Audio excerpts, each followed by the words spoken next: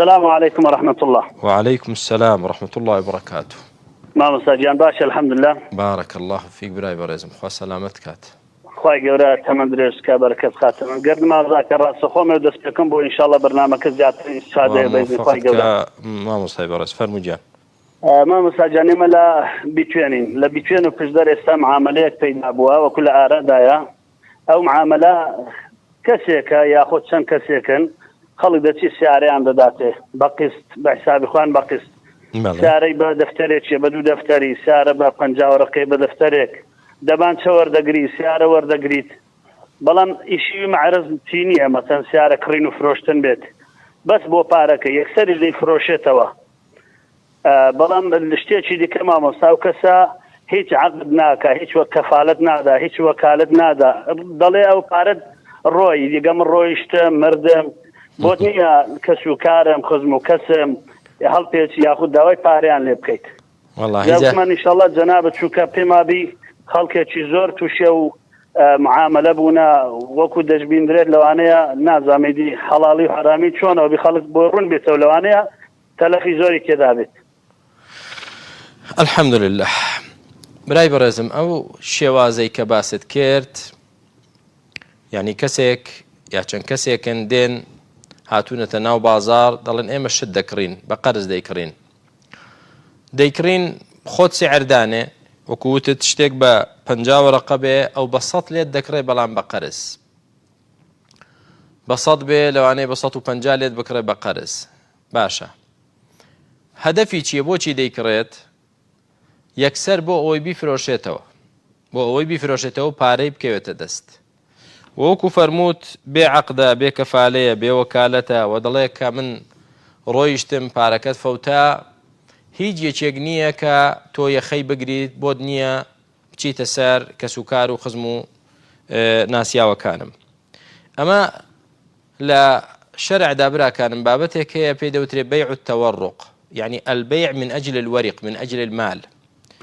كرين وفروشتنك ما بستكت يايدا سلعتك نية ما بست يايدا سلعت نية استابون منا برزت سيارتنا به بيويست بسعريك به دشيت بازار سياريك ذكري هدفي تو سيارة كرينا أما بيدا وتري بيع السلعة بلان بيع التورق هدفت بارك دسكوتن به يعني بون منا تو تشويتا معراض سياريك ذكري هدفي تو سياريني هدفته يكسر كبود بوجن جي يكسر بيفروشيته ولولا أو بزلر بيفروشيته بلام نقد بارا بيته دستد. أما دو شوازي هي يا بابلين سي شوازي هي أجر بيتو بهمان فروشياري بفروشيته وبنقدي أما دبيت بيعي عينا أما الرباية صد لصد وحرام ودروزني بهيت شوازيك رباية يعني بون منا سياريك لتو دكريت أو كسيك باسي دكي بقسط ليت دكري بدو دفتر بەڵام یەکسەر بە تۆشی دەفرۆشێتەوە یا دوای کاتێشتر بە تۆی دەفرۆشێتەوە ئیتفاقتان وایە بە 150 وەرەقەی حازر ئەمە بەیعی عینەیە ئەمە ریبایە. دووهەمیان شێوازی دووەم لە تۆی دەکرێت بەڵام بە تۆی نافرۆشێتەوە بە یەکێشتر دەیفرۆشتەوە ئەمەیان دەبێتە جۆری دووەم و سێهەم. بۆچی دەیکڕێت و بۆچی دەیفرۆشێتەوە؟ بۆ نمونە کەسێک چووە هاوسەرگیری کردووە یا چووە بۆ نمونە سەلاجەیەکی بۆ ماڵی کڕیوە یا بۆ نمونە ناو ماڵی داناوە تازەیە یا قەرزی کەسێکی لەسەرە و مەوعیدی دانەوەی قەرزەکەی هاتووە و پارەشی نییە بیدا ناشتوانێت لە کەستر بە قەرز وەریگرێ.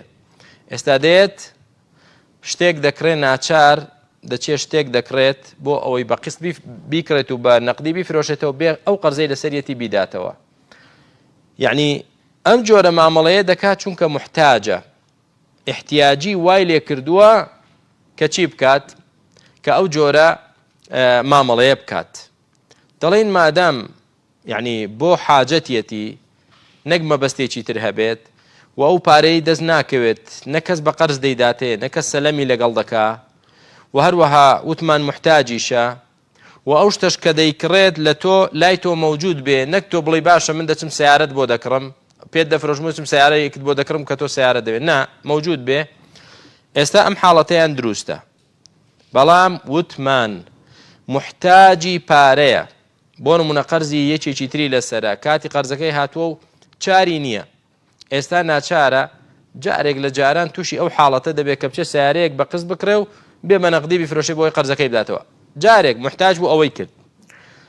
سوورەتی سێهەم، شێوازی سێهەم، کابرا لە محتاجی نییە، کردوویەتە پیشە و کەسابەت. ئەوەتە دێت شتی خەڵک کۆ دەکڕێت بە سعرێکی گران، نە سیارەیەک و نەدوان و نەسیان و نە دەمانچەیەک و نەدوو سیلاح و هەر دەکڕێت بۆتە پیشەی و ناسراوە لە منتەقەکە، شت دەکرێت و پێشیان دەڵێ ڕازگۆیە لەگەڵیان، دەڵێ نە عەقدت لەگەڵ دەکەم، نە کەفالەتە و نە وەکالەتە و نە هیچ، کە خوراش تەواو.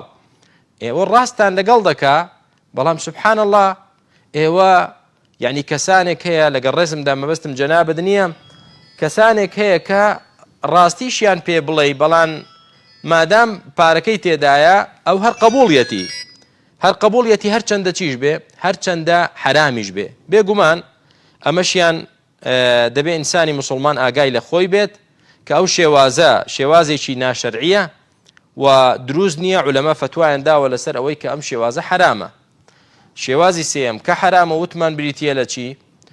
تۆ لە محتاجیت نییە کە دەچی سیارەیەک بە قسط دەکڕی و بە یەکیش تر دەیفرۆشیتەوە، لە محتاجیت نییە، نە دەتەوێت پارەیەکی زۆر کۆکەیتەوە، بەم شێوازە. جا هەر کەسێک کە عەقڵی هەبێت و تێبگات دێت بیر دەکاتەوە.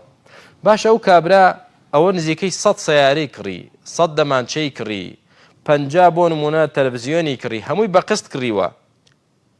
ئێستا قەرزێکی یەکجار زۆر هاتۆتە سەری، بەڵێ هەموویانی فرۆشتێتەوە بەڵام بە کەمتر یا بە نیوە قیمات مەتەلەن. باشە ئەی ئەو کەسانی پێی دەفرۆشن بیر ناکەنەوە کابرا و هەموو قەرزەی لەکوێ پێ دەدرێتەوە، بەچی دەیداتەوە؟ بۆیە ئەمە کاتی خۆی لە بێجی لە تکریت پیاوێکە بوو پێیان دەوت حوت یعنی وەکو حوتی بەحر چۆنە هەموو شتێک قوت دەدا و لەفی دەدا، ئەوا بوو هەر دەچووی سیارە دەدایە و بە سعرێکی گران لێ وەردەگرێت و لە وڵاو دەیفرۆشتەوە. لە نەتیجە لێیدا ڕۆیشت و ون بوو، پارەی خەڵکی برد و کۆتایی پێهات. ئەمە ئەم شێوازە حرامە، وریابن مسلمانان، یعنی با جەشع و تەماح واتان لێ نەکات کە بڵێ قەیناکە مادام بە زیاتر لێم دەکڕێت دەمێ. نا براکەم، حرامە بۆ تۆ کە پێی بفرۆشی، تەعاون دەکەی لەسەر ئیثم و عودوان، ئەوە هیچ ئیشەکەی ئەو حرامە، گوناهبارە، زۆر گوناهبارە. بۆیە دەبێت ئینسان لە خوا بترسێ، ئەو جۆرە شتانە نەکا کە دەیکا یعنی کاتەکەی دیاری کراو بێت. باشە و من لەگەڵ تۆ دەیکەم پێت دەفرۆشم، کەی بۆم دەگەڕێین تۆ؟ دەی بڵێ بۆن منە سەری مانگ یا بە 2 مانگی تر ئەو پارەیەت دەدەمێ.